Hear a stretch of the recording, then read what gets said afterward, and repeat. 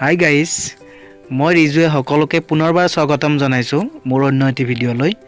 আজি মই আপোনাক দেখুৱাম আপোনাৰ মৰমৰ ছাগলীজনীয়ে যেতিয়া পোৱালি দিব তেতিয়া আপুনি কোনখিনি কাম কৰিব লাগে, আপুনি কোনখিনি কাম কৰিলে পোৱালিটো অতি সহজেই বাহিৰলৈ ওলাই আহিব পাৰে বা সেইখিনি সময়ত আপোনাৰ কৰণীয় কামখিনি কি সেই কামখিনি আজি মই সম্পূৰ্ণৰূপে আপোনালোকক হাতে কামে কৰি দেখুৱাম। তে আহক আমি ভিডিঅ'টো আৰম্ভ কৰোঁ।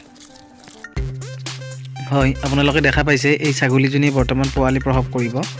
আপোনালোকে দেখা পাইছে পিছফালে বিজুলোৱা পদাৰ্থবোৰ লাহে লাহে ওলাবলৈ ধৰিছে। আৰু যেতিয়া আপোনাৰ ছাগলীজনীয়ে নৰ্মেল ডেলিভাৰী প্ৰসৱ কৰিব তেতিয়া সেই পোৱালিটোৰ আগৰ ভৰি দুখনৰ লগতে মূৰটো লাহে লাহে ওলাই আহিব।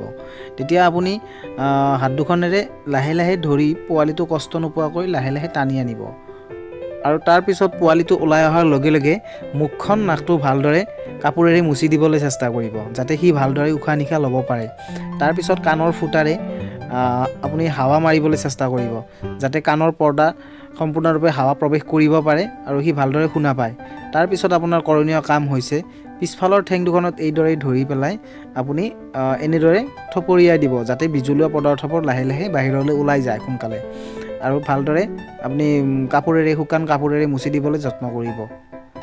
আৰু এটা কথা লক্ষ্য ৰাখিব, পোৱালিটো ওলাই অহাৰ লগে লগে আপুনি পোৱালিটোৰ মাকৰ সন্মুখ ভাগত ৰাখিব যাতে মাকে জিভাৰে চেলেকিব পাৰে, নহ'লে পিছত গাখীৰ নোখোৱা হ'ব পাৰে বা গাখীৰ খাব নিদিব পাৰে। সেইবাবে মাকৰ সন্মুখত ৰাখিব। এই কামখিনি কৰাৰ আগতে পাৰিলে আপোনাৰ দুখন হাততে দুখন হেণ্ড গ্লভছ ভালদৰে পিন্ধি ল'ব যাতে পোৱালি আৰু মাকক বিভিন্ন ধৰণৰ ইনফেকশ্যনৰ পৰা বচাব পাৰে। আৰু মোৰ ঘৰত হেণ্ড গ্লভছ অনা নাছিলোঁ বাবেই মই পিন্ধিব নোৱাৰিলোঁ, কিয়নো মই আগতে হেণ্ড গ্লভছ আনি থোৱা নাছিলোঁ বা পাহৰি গৈছিলোঁ। সেইবাবে মই আগতীয়াকৈ মোৰ হাত দুখন ভালদৰে চাবোনেৰে ধুই পেলাই ভালদৰে বীজাণুমুক্ত কৰি পেলাইহে মই এই কামখিনি কৰিছোঁ।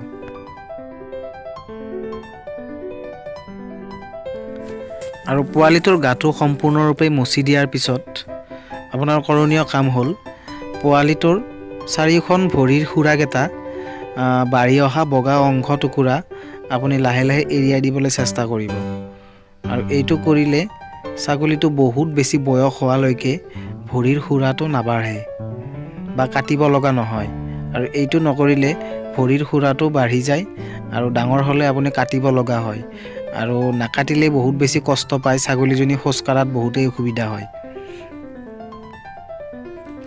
আৰু ইয়াৰে পিছত আপোনাৰ কাম হৈছে ছাগলী পোৱালিটোৰ জিভাৰ ওপৰৰ অংশটোত আপুনি অকণমান গুৰ লৈ পেলাই এটা আঙুলিৰে চাৰিওফালে ভালদৰে লগাই দিব যাতে সি ভালদৰে খাব পাৰে।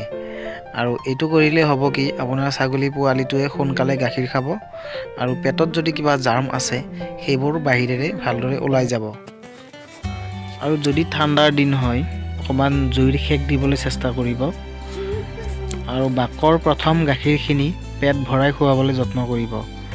আৰু সেই গাখীৰখিনিয়ে পোৱালিটোৰ গোটেই জীৱনৰ এণ্টিবায়'টিকৰ কাম কৰিব। আৰু নেক্সট পোৱালি জন্ম হোৱা আধা ঘণ্টা পিছত মাকক গুৰ পানী খুৱাব। আৰু এই গুৰ পানী খালে বাচ্ছাদানী বা গৰ্ভাশয় সোনকালেই পৰিব। আৰু পৰাৰ লগে লগে আপুনি সেইখিনি মাটিত পুতি থ'ব আৰু মাকক খাবলৈ নিদিব। আপুনি লক্ষ্য ৰাখিব যাতে মাকে কোনোপধ্যেই সেইখন খাব নোৱাৰে। আৰু সেইখন খালে পেটত বিভিন্ন ধৰণৰ ইনফেকশ্যন হ'ব পাৰে। কমপক্ষে এমাহৰ বাবে আপুনি পোৱালিটোক সম্পূৰ্ণৰূপে স্পেচিয়েল টেক কেয়াৰত ৰাখিব লাগিব। বিশেষকৈ ৰাতিৰ ভাগত আপুনি মাকৰ পৰা এক্সট্ৰাকৈ ৰাখিব, মাকৰ লগত একেলগে নথ'ব। একেলগে থ'লে যিকোনো ধৰণৰ অঘটন ঘটি যাব পাৰে। মাকৰ ভৰি লাগি পেলাই ৰাতি যিকোনো ধৰণৰ অঘটন ঘটিব পাৰে।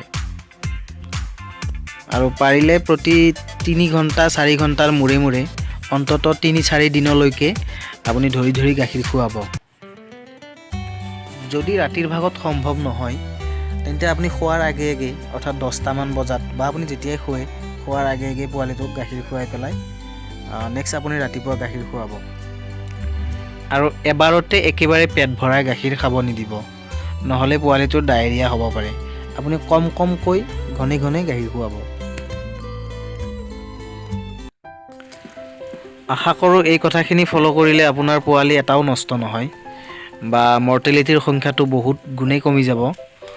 আৰু মোৰ ছাগলীখিনিক অকণমান পাত দিছোঁ ৰ'দত, বাকী ছাগলীবোৰ পথাৰত গৈছে। আৰু যিহেতু ঠাণ্ডাৰ দিন, পোৱালি দিয়া মাক দুজনীক মই দুখন কাপোৰ মেৰিয়াই থৈছোঁ, যাতে কিছু পৰিমাণে হ'লেও ইহঁতে ঠাণ্ডাটো প্ৰতিৰোধ কৰিব পাৰে। শেষত সকলোকে ধন্যবাদ জনাইছোঁ ইমান পৰ ধৰি মোৰ এই ভিডিঅ'টো চাই যোৱাৰ বাবে। আশা কৰোঁ আপুনি উপকৃত হ'ব। আৰু যদি ভিডিঅ'টো চাই ভাল লাগিছে, প্লিজ চেনেলটো ছাবস্ক্ৰাইব কৰিবলৈ নাপাহৰিব। ছাবস্ক্ৰাইব কৰি পেলাই কাষতে থকা বেল বাটনটো এবাৰ প্ৰেছ কৰি দিব। ধন্যবাদ।